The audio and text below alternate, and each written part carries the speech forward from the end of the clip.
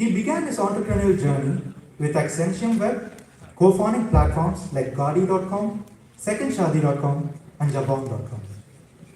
Before entrepreneurship, he was a management consultant with Kearney, working across Delhi, Dubai, and New York. He actively mentors startups and continues to inspire all of us with his insights on life and business. Let's extend a warm welcome to Mr. Warikoo. Hello! Awesome. Well, firstly, thank you for having me. It's a pleasure to be here. My first time on this lovely campus. I took a brief walk. It sounds just as pretty as the name is, and all of you seem to be very engaged. I want to get a sense of the crowd. So how many of you are from IIITB? Show of hands. Oh wow, who isn't? Okay, never mind. Alright, how many of you have come from outside of the campus? Right. How about the same people raising their hands?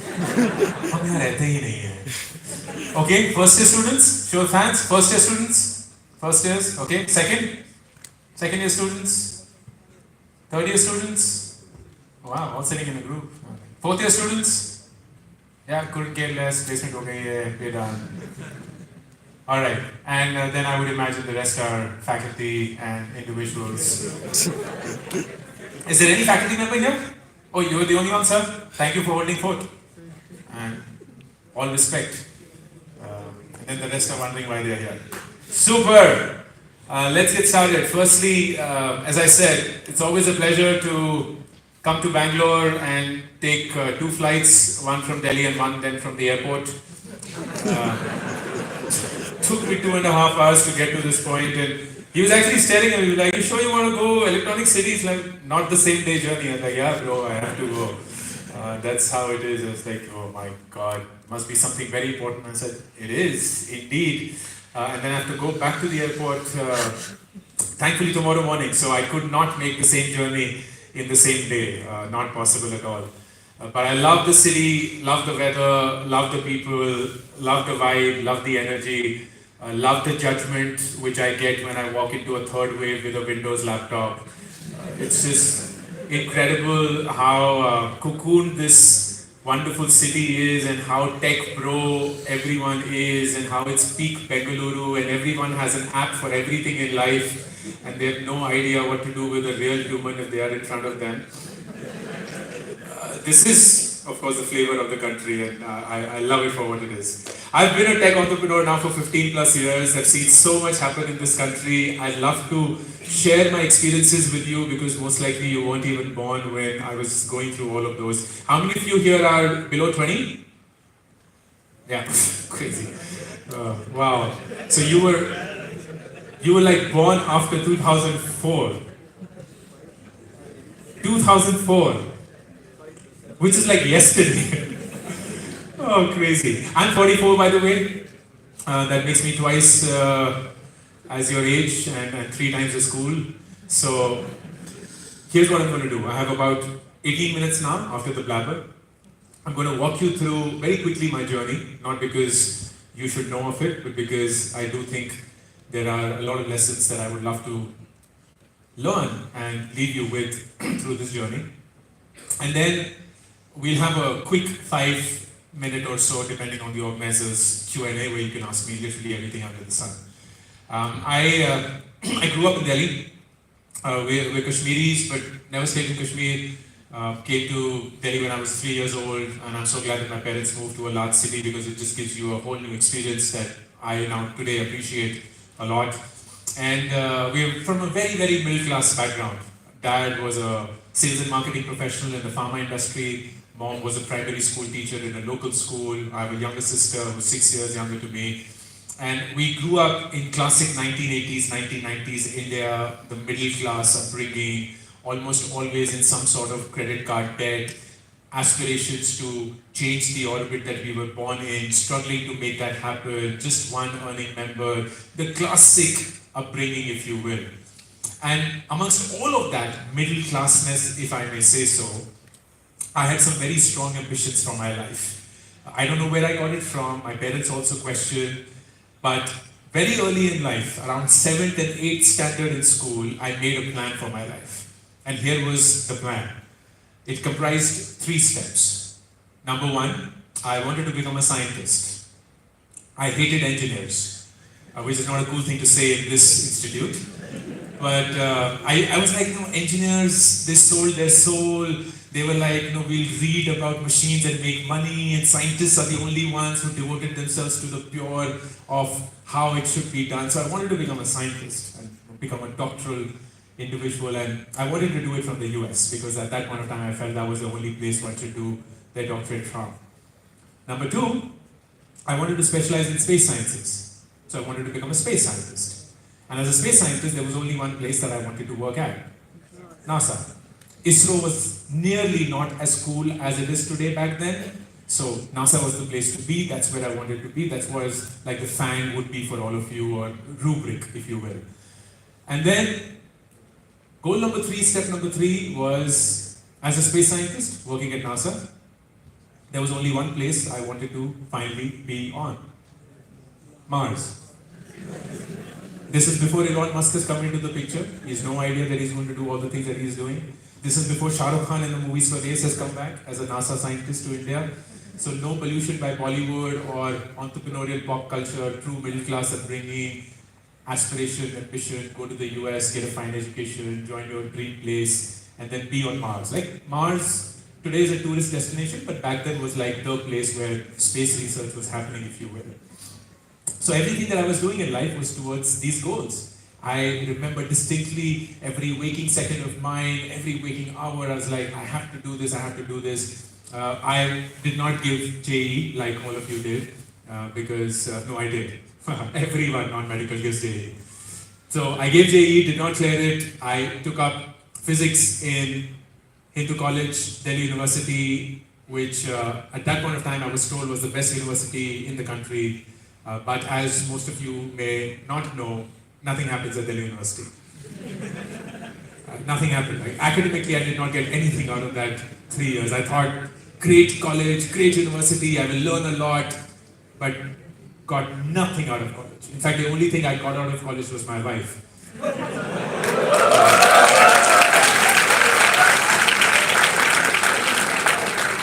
The boys are like, bro,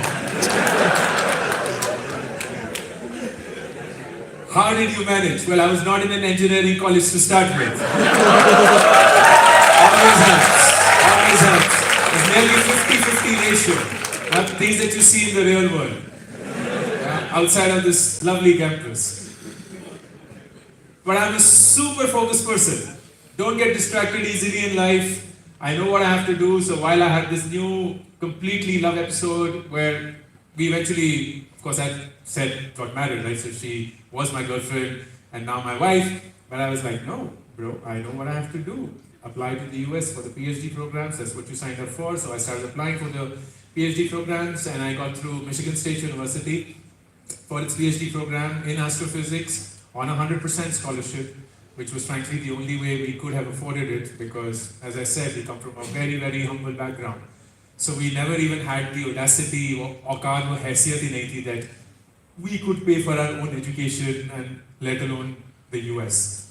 I distinctly remember Papa taking a 55,000 rupee loan for the one-way ticket from Delhi all the way to East Lansing, where the dreaded college was in the middle of nowhere in America. And now I'm in the US. And as a student who's trained in the Indian education system, I very quickly realized, which none of you fully appreciate, but you will if you were to ever study outside, is that we are taught something that nobody else in the world is taught. And that is, how many days before the exam do we have to start studying? It is an art, I'm telling you.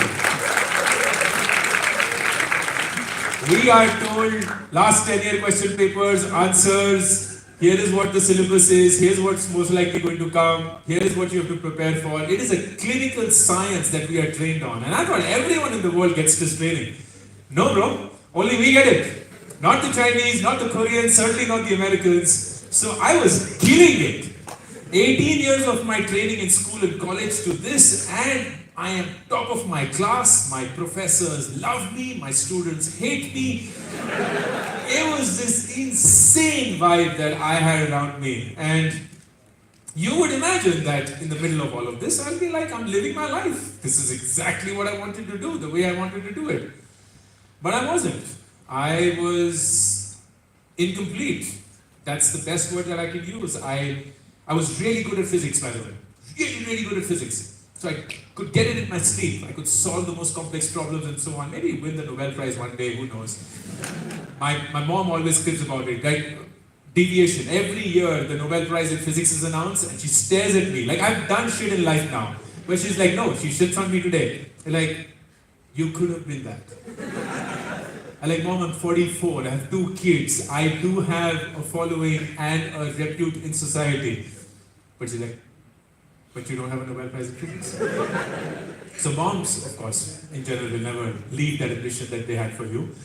I was really good at physics, but it didn't make me happy. And it was for the first time it struck me, which will be a revelation for you also as you move along in life, that what you're good at and what makes you happy could be 2 distinct things. They could be 2 different things, needn't be the same. And when I figured that out, I was just shocked. I was like, I have to do something about it, bro, because this is clearly not going to work out. And I had 2 choices. One was continue doing what you're doing, and because you're good at it, you will actually get everything that society calls success. Everything, because you're good at this. So you can fake your way through happiness, and you can get everything that is materially successful, that space scientist, maybe the first man on Mars, all that. But the other choice was go and pursue what makes you happy. And I didn't know what that could be. I had no idea. But I knew that if I wasn't happy doing something, I could never be the best at it. I could never be the best at something that I'm not happy doing. So I decided at the age of 24 to drop out of my PhD and come back to India. And you can imagine how that conversation went with my parents. They're like, what the F is wrong with you? Like, they didn't use the word, but in their head, that's exactly what they were saying. Like, what is wrong with you? For 8 years, you've been just hammering us, NASA, space, PhD, blah, blah, blah, and now you're giving us this completely random theory. Oh, I'm good with this, but I'm not happy, whatever that means. So they didn't get it, and much like Indian parents, they began to have these very cute negotiations with me. And the result of one such negotiation was a phone call where they were like, hey, it looks like you want to come back, and you're an adult, you can decide that you want to come back. Thank God, हमारा पैसा नहीं लगा हुआ है. So it's okay. I may use a little bit of Hindi here and there, but you wouldn't lose any of the essence of the story. But you don't have to drop out of your PhD to come back. Why don't you finish your PhD and then come back? And when I heard that, I was like, I have heard this before.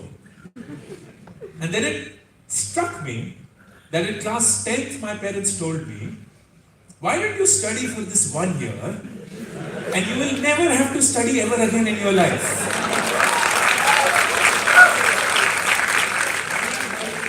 And then in class 12th, they told me, why don't you get through a really good college and your entire life will be taken care of. And they're telling me the same thing again.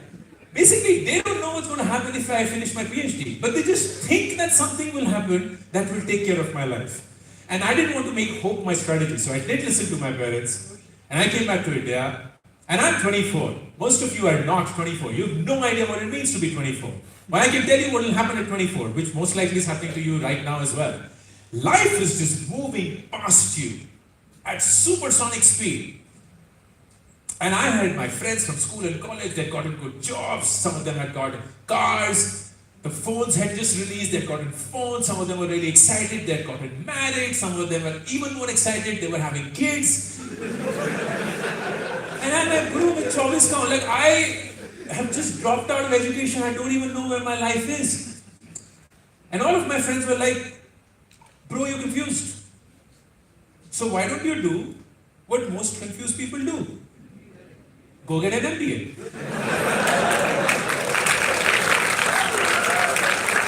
And for all of you who think you will go for an MBA, here is the holy truth. Nobody goes for an MBA because they know what they want to do in life. They only go to do an MBA because they have no idea what to do in life. And I've seen so many of my friends go for an MBA in 2 years, cat, mat, zag, bad chicks, And I didn't know whether that was the right thing for me or not. And as luck would have it, I come across this rather young school. It's 5 years old. It's an insanely expensive program.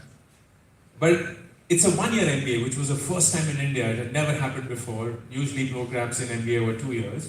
And the best thing, according to me, for that program was, if I did get through, my batchmates would be people who had real work experience. Because I had zero idea about the real world. I was a geek, I was a nerd, I still am to a great extent. So if you ask me, hey, who are the most important men and women in the world? I'd be like, Madame Curie, Isaac Newton, Einstein, that's it.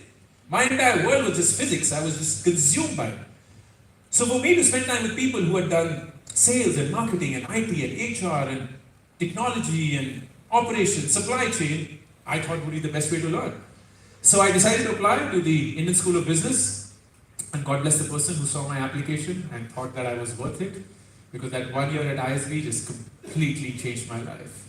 It changed everything about my life. And I think the big reason was, while I went to ISB looking for a job and a career and a brand and a company and a package and all of those things that we all look for, I went to ISB looking for myself.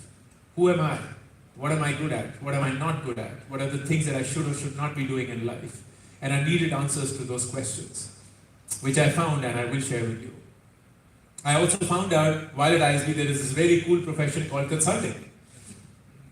And consulting pays you a lot of money to work with very smart people on business problems. And I was like, that's the best way for me to launch my career, because I will get to learn so much in a short period of time. So I started preparing for consulting jobs and I got through a really good consulting firm. And I had a ball of a time in consulting. Just so thrilling, working with super smart people, really complex business problems, everything that was happening, flying business class, staying in 5-star hotels, and of course earning the kind of money that I was, and working with such supremely intellectually driven and talented people. And one fine day, I am meeting a friend of mine from business school, same batch. And he's like, yeah, I've started this new website and I wanted to talk to you about it. I said, sure, what's it called? And he said it's called secondshadi.com. And I was like, is it what I think it is? He's like, yeah man, it's a matrimonial website for remarriages. There's so many people who get married in India, so there are bound to be people who get divorced and widowed. This is a platform for them to get married again. And I was like, that is such an incredible idea, bro. How did you think about this? He's like, no, my dad thought about this.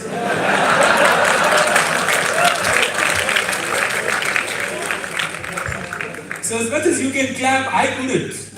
While in my head I was like, uncle and auntie, marriage, gone. But I had to express my excitement in any other way. I was like, that is so amazing. This is so good for uncle. Is there a way that I can help? And he was like, yeah man, I'm an engineer, I'm a coder, I'll build this thing out. Ek to engineer coder ko lagta hai, they can build anything out. Which is true, I shouldn't say otherwise in this forum. So he's like, I'm an engineer, I'm a coder, I will build this thing out, but I think you and I can make a great team. Do you want to do this together? And I was like, yeah, I'll be honest, I'm thoroughly enjoying myself in consulting. Getting to earn so much, working on really complex problems, getting to learn so much about myself. I think it'd be foolish if I give all of that away and join you, but I don't want to say no to this because you don't know what comes out of it. So is it okay that I help you outside of my day job, whatever time I have? And he was very gracious about it, like, sure, let's do that. No strings attached, business-wise. We'll just take it as it comes. So for the next 1.5 years, I had a day job as a consultant, and during night time, I was Batman trying to get people married again. And it actually worked. Second Shadi launched, it got to a reasonable size and scale, and it now required my full-time attention. And at that point of time, I decided to quit my consulting job, take a 80% pay cut down to the bare minimum amount I needed to survive, and join Second Shadi. And you can imagine how that conversation went with my parents. They're like, "Tumhara sach mein dimag kharab ho chuka hai. Why do you every 4 or 5 years keep inflicting this pain? Forget on yourself. Why do you keep inflicting it on us? You are not married the first time yourself. You have no idea what marriage is about. You're going to leave now all of this that you are doing, everything that comes with it, and get people married again the second time. How does this make sense?" And I was like, well, Ma Papa, I think it makes sense because I am really good with what I do. I am leaving consulting on a high. And if for whatever reason this doesn't work out, I can always come back. That's what I think. But I don't know if this opportunity is ever going to come back or not. So I again didn't listen to my parents, joined second shadi, and we had a ball for time. This is 2009, by the way.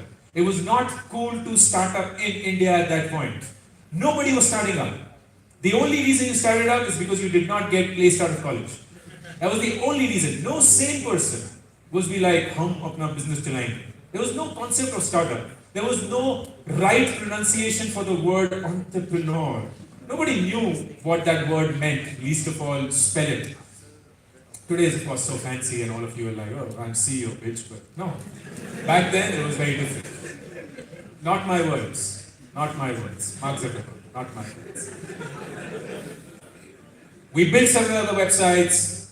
One of that became an automobile website, which became very early, one of India's largest classified websites for buying and selling used cars, listing of new cars, blah, blah, blah. It's called Gaadi.com, it still exists. And we got a chance to sell Gaadi.com to a large internet company and make a little bit of happy money. There were 3 founders, and after that sale, we went our separate ways. And I was looking for the next thing to do, and I come across this young company called Groupon.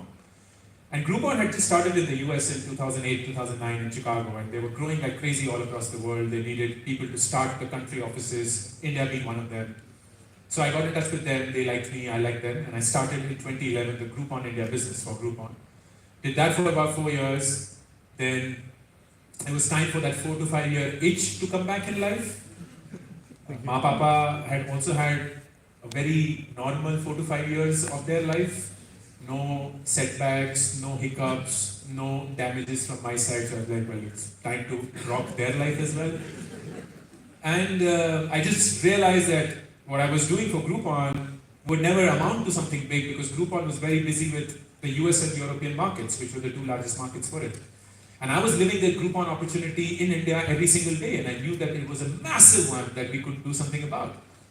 So I went to Groupon Global and I said, I want to buy the Groupon India business from you, and I want to make it independent. And they're like, sorry, what are you talking about? You're a 100% subsidiary of a publicly listed company listed in the US. This thing has never happened before. And I was like, well, that's not the reason it can't happen. Here is why I think it should happen. And it took about 9 months of convincing, and we were able to convince Groupon that that's the right thing for them to do. And in August of 2015, we bought the Groupon India business from Groupon, made that into an independent entity that became nearby.com. And we started from scratch, new business model, new business name, everything. Did that for a couple of years, and Paytm came along in 2017, and we became a Paytm company. And then in 2019, we became profitable for the first time. And it felt like a great moment, but it also felt exactly opposite to what I thought I would feel. I felt that the day we become profitable, I'd be like, take another 10 years of my life. I'm so in this. And I felt exactly the opposite. I was like, I'm done. This is an adult, it can walk on its feet. I have founders that can take care of it, and I can do something different for my life. I don't know what, but I want to figure it out. 2020 was also the time when I was turning 40, so it felt like a good time, the rounding error that we were like, I will start studying at 5, that kind of rounding error. So, sure, I decided to take a break. I stepped down as the CEO of my own startup, late 2019, and take a 3 to 6 month break, figuring out what I wanted to do in life. And in those 3 to 6 months, March 2020 happened. And it's crazy, it'll be 5 years very soon to the event, where we just thought it'll go away 2 weeks. Thali bajayenge, it'll be gone. Didn't happen. It just stayed for 2 years. We were all locked up and we didn't know what to do, and all of our plans for our life were just out of the window. Everything that we'd imagined for ourselves was just completely different from what we had to do. And that was true for me as well. Now it's 2020, I was staring at a blank canvas when it came to my career. I didn't know what to do. I had no plans, no goals, exactly the way I was when I was 24. And I had no money as well, because all of my savings had gone into Nearby, and I'd never drawn any money out. So I was a paper millionaire, owning the kind of stock that I did of Nearby, but I had zero money in the bank, because I just did. Everything had been given away to nearby as well, my startup. And at that age, I had to reimagine myself. So who you see today and you so warmly and so lovingly welcome, it's very easy to conclude that, oh, happened in the last 4 years, social media, influencer, YouTuber, Instagrammer, author. But the truth is, nothing good in life happens overnight, including your own success, including where you are in life. All of these are the seeds that you plant over a period of time. And I've asked this question a lot of time, how did I get here? Why am I standing here? Why are you listening to me? Why am I in any manner worthy of anyone's attention? And I think I have an answer, which I want to share with all of you today, because I think that could set you up in many positive ways and help you. And that is taking you back exactly 20 years. In April 2004, I came back to India from the US. And when I did, everyone in my world gave me one really solid piece of advice. They told me, to win in life, you have to have a plan. It's not an advice I could disagree with. To win in life, you gotta have a plan. But they also knew that my plan had gotten shattered. I had a plan for my life. It was a kick-ass plan. It was a plan where I would rule the world, become the first man on Mars, do all the things that I wanted to do, and it was a plan that I was doing well on. It wasn't a dream and ambition, something which could only happen in some imaginary world. I was actually delivering well on that plan. And I crushed that plan with my own hands. So when they told me to win in life, you have to have a plan, my question was, on what basis do I come up with a plan? I don't have a plan. Because my plan is gone. And I don't know myself enough to know what I could do next. So I was forced to ask a very different question. Is it possible to live life without a plan? Is it possible to live life without a plan? And I think I have the answer. And I'm a living example of that answer, that yes, it is possible to live life without a plan. You are listening to somebody, don't clap his ear. You're listening to somebody who for the last 20 years, and this is not something which will make me sound cool, it's just a reality. For the last 20 years has not had any goal, any target for his life. I'm like a polythene bag in the wind. I don't know where I will land. I don't know what I could be. I don't know who I am. And that's the best thing about me. Because of a certain way that I live life. Which is what I wanted to share with you. Got the message? It has 3 points. Oh, sorry. No, I was just relaying it to the team who told me it's 5 minutes to go. I got the message. Thank you. I got it. Thank you. You can applaud at the end, right? And I'll give you enough opportunity. There are 3 components to living life without a plan. And it could change your life if you start thinking about them with the seriousness that I did. Number 1, go back to your first day of IIIT, or your college, or any other forum that was where you were surrounded by such different people, which you are today as well. You look at people, they're so different from you. They come from different backgrounds, different schools, different way of thinking, different way of dressing, different way of eating, different way of talking, different way of looking, different mindset altogether. And if you remember your first day on this campus, I am pretty sure, without knowing any one of you personally, within the first day, you were looking for people who are like you. You were just hunting for people who are like you. Who's from my city? Who's from my town? Who's from my department? Who looks like me? Who speaks like me? Who took the same train as I did? Some sort of bonding, some sort of collective where you felt you belong. That you are in this similar cohort where you're not competing with each other for ideas or thoughts, but in some way you're homogeneous. And I saw the same thing. I went to ISB, I remember in the first week itself, people were forming these groups. Engineers with engineers, chemical, mechanical, IIT, JE 100, JE 100, Bombay, South Bombay, Bangalore, dance, lawyer. There are these groups that everyone wanted to be part of. And I was like, isn't this the exact opposite of what you should be doing? Like someone has painstakingly put this entire 1100 student group, I'm told, on this campus together for the next 4 years from all across the country, if not the world, and you're still going to hang out with the 5 people who are like you. Get out of here. Your job is to spend time with people who are nothing like you. Nothing like you. You know, those that when you reach the first day on this campus and you scanned the entire campus, everyone, and you're like looking at some people and going, nah. इनके साथ hang out नहीं हो पाएगा. Not my kinds. इनका कैसे हो गया?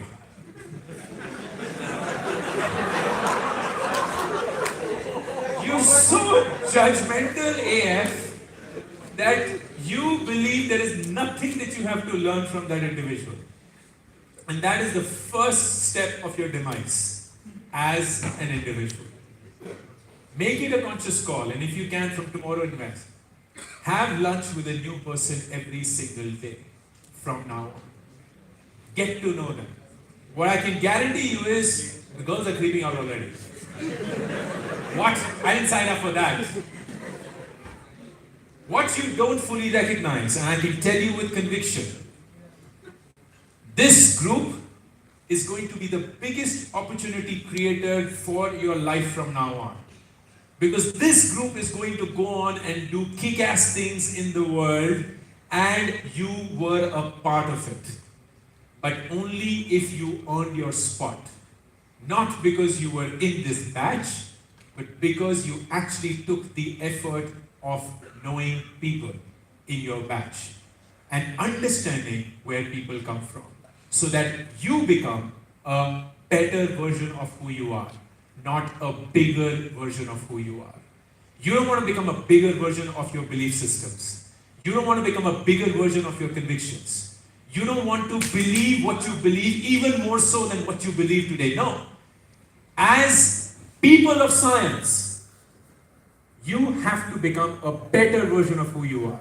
And that will only happen if you spend time with people who are nothing like you. Step 1. Step 2. And I'm not going to name the company, but you may guess this company. It starts with G, and it's a company we all know of. And the fancy thing about G is their office. Super cool offices. And within the office, there's free lunch. Because the free lunch at G is like a miracle of humankind. Imagine this hall, and on the perimeter of this hall, imagine stalls, and there is this North Indian food counter, then South Indian food counter, then Italian food counter, then Mediterranean food counter, then juice food counter, then dessert food counter, then vegan, then vegan, then gluten, then all the kinds. And it's just this politician's wedding into 3. And it's free. It's just crazy. So one fine day, I'm meeting with a friend of mine who works at G in the Gurgaon office, and I'm standing in line of what is a North Indian food counter. And in front of me is a person who works at G. I was about to call him G-Gler. I was like, that doesn't sound right. And he's wearing this G ka patta, so that's how I can recognize him. So he steps outside of the line to check what the menu of the day is. And I will use this word only once because I'm told this is going to go from the Institute's channel. So if you're watching this, this is not the Institute endorsing any of this speech. And I was under no compulsion to use this word, but I do so with my own choice. Same for you, camera as well. He steps outside of the line, reads the menu, and in front of everyone goes, "Fuck man, आज फिर से दाल मखनी है." Which translated is, "Fuck man, why do I have to have butter laden, slowly cooked, fine quality lentil soup for 2 consecutive days of my life?" And I stood there, stunned. And I was like, what has this this guy done in life to be complaining about this? So I came up with a bullshit theory, which I think is true. And that is, when Larry and Sergey, whose full names will not be shared because then the company's name will be disclosed, when they started this company, they were like, hey, we'll create what will be the biggest social experiment of all times. Here's how it will work. I'm so sorry, my time's up, so I'm going to just rush through this. We'll get one of the smartest people in a room. We'll call it a company at some point in time. And we'll give them really intellectually challenging problems. But we'll also give them things they didn't expect. We'll give them free food. We'll give them a super fancy office. We can tell them you can wear whatever you want to wear. You can come whenever you want to come. You can leave whenever you want to leave. You want to cycle to work, you can cycle to work. You want to skateboard to work, you can skateboard to work. You want to bring your pets to work, sure, bring them in. You want to get your bird to work, yeah, we'll take the fans off. Anything for you. Oh, by the way, we'll also give you insane amount of money. And over time, all of these individuals will get addicted. They will stand in front of the mirror, pat themselves on the back, and be like, I deserve this. I've worked so hard in life, I cleared JEE, I deserve this. But Larry and Sergey were also statisticians by education. They're like, hey, what's the probability that this is going to happen? It's a non-zero probability that everyone will feel the same way. So let's pick a number, however small. Let's say 1%. 1% will get up every day, stand in front of the mirror, and pinch themselves. And be like, am I really getting to live this life? Am I really getting to live this life? Do I really get everything that this company does for me? I don't think I deserve this. I don't think I've worked hard enough in my life to get here.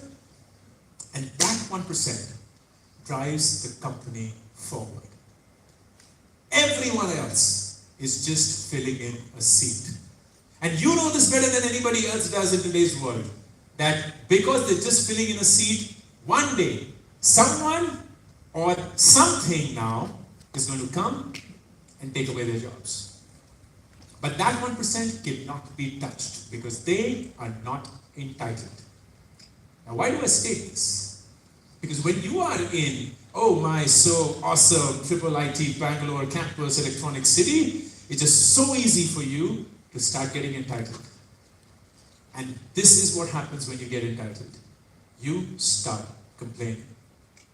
Complaining about random shit in life that you have no business complaining about.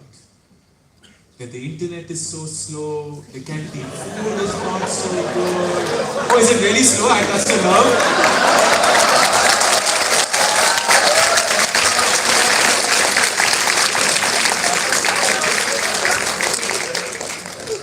You just fell into the trap. You're not supposed to clap at this. The canteen food sucks. Like, a really edible idli sambar right now from canteen, and my friend who's not going to name was sitting next to me, and yeah, it sucks. I'm like, bro, it's really good. It's just a little sweet sambar, but it's okay. No, it sucks.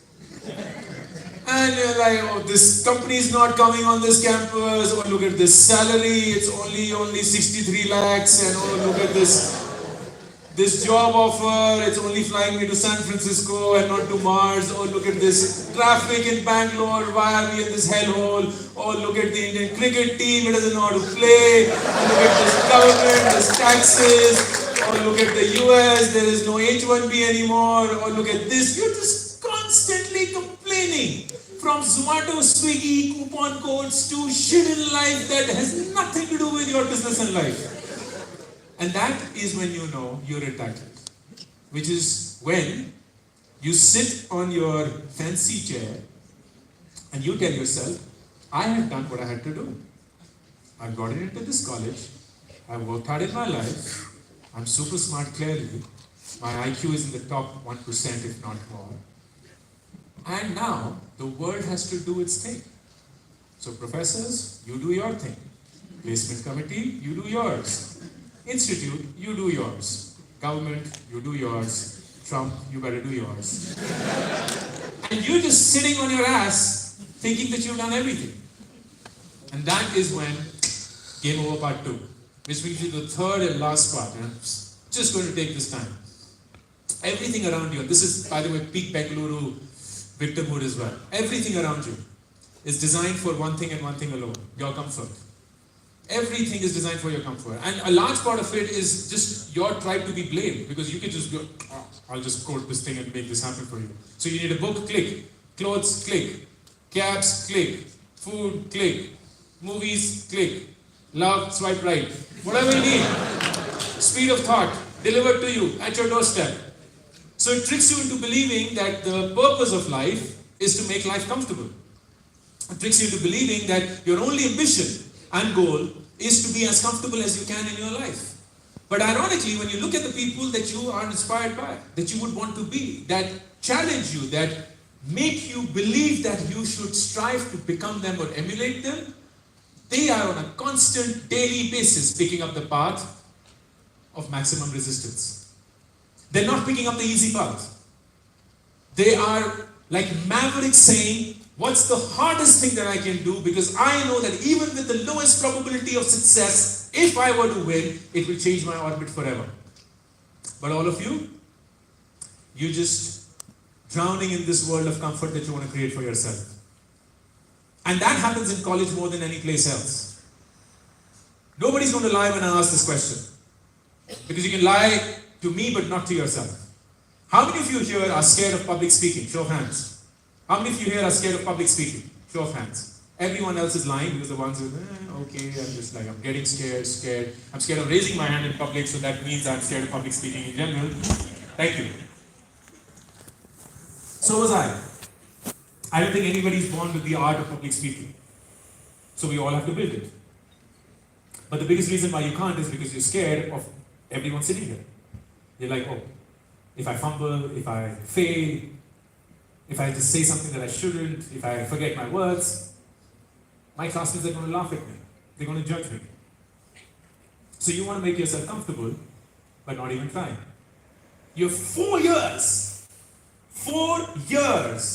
to become a terrific communicator. And you're still going to sit in that corner comfortable of yours and say, I'm not going to try. But one of you, and I hope more than one of you, at some point of time is going to come back and says, you know what? I want to make it happen. And they will get up on stage and their legs will be shaking, their hands will be trembling, their heartbeat will be racing, they'll be sweating, and they will start speaking. And it's possibly their first time, so they will make a mistake. And all of you will laugh. And in that moment, when your legs are shaking, your hands are trembling, your heartbeat's racing, you're sweating, you make a mistake, and everyone's laughing at you, there's only one winner in the room. And that is fucking you. Everybody else is a loser. Everybody else who's sitting on their comfortable chair and has the audacity to laugh at you for doing something that you never had the gumption to is a fucking loser. And I've said it twice, but let it go on the jump. And you are the only winner in this room. Make it happen. Not just for public speaking, for anything that you're scared of. Because what I can tell you with conviction, and all the ones who are learned here and my age or beyond will tell you, the world outside, bro, is so cruel, you have no idea. You are in this lovely cocoon where just so cushioned and pampered, and you think that this is your world. It's not. Nothing that you do here in college, nothing that you do can screw up your life, as long as it's not illegal. Nothing. You can fail in any subject and you'll still win at life. Your first job out of this college could be a disaster, you'll still win at life. You may not get the startup funding that you wanted, you'll still win at life. You may not win or make any friends, you'll still win at life. Nothing that you do, which as a mistake you think will paralyze you or will take your life away, is going to actually take your life. This is the only place where you get to make a mistake and get away with it. So please make mistakes. Don't get comfortable. don't get comfortable. These 4 years is the period where you genuinely challenge yourself to say, I'm going to become the person that I always wanted to be. And what if I fail? The person laughing at me are just the same ones who want to become the same person. And I'm going to be the one doing that.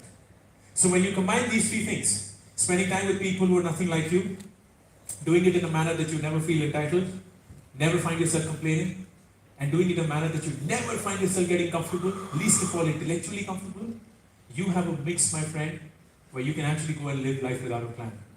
Because your life will throw you opportunities that you cannot even comprehend for yourself. And as I said, I'm a living example of that. Because exactly 20 years back, if somebody came in front of me, dressed very weirdly, and would be like, hey bro, what's up? I am from the future. Time travel has been invented. As an ex-physics student, you'll be happy to know of this. But do you want to know what's happening to you in 2024, 25? And I'm like, ठीक है, बता bro. Like, well, you will have about 15 million people follow you on something called social media, which has not been invented yet, but a really cool thing, will sweep the world off its feet. You would have written 3 best-selling books, which will be the best-selling books in the country. You will be the best-selling author in the entire country, making more money selling books than nobody does, even in a full-time job. You would run a dream startup, completely bootstrapped, making more money than you know how to spend. You'll be invited by the top colleges of the country and world, addressing their students. You'll be invited by the top companies of the world, paid a lot of money to do so, to address their employees. You'll work for less than 20 hours a week, travel for more than 120 days a year. You will sleep extremely well. You'll be extremely self-assured. People will love you. They'll ask you for something called selfies, which is ridiculous, but it works. And you will be immensely happy. And my reaction to that person would have been, "Jo bhi phuk raha hai, band kar." Because there was nothing that I could have done to get me to this point. There was no plan, no goal, no target that we could have set that got me here. The only reason why I'm here is not because I'm the smartest person you'll ever meet or the most hardworking person you'll ever meet. It is because I think differently from most people out there. And that thinking has come over time. Something that I want all of you to consider, because if you were to do that, it wouldn't matter if you are a kick-ass coder or a designer or a product manager. What will matter is when people look at you, they say, oh my God, they think so differently from how the normal world does. And that will be a compliment. Thank you.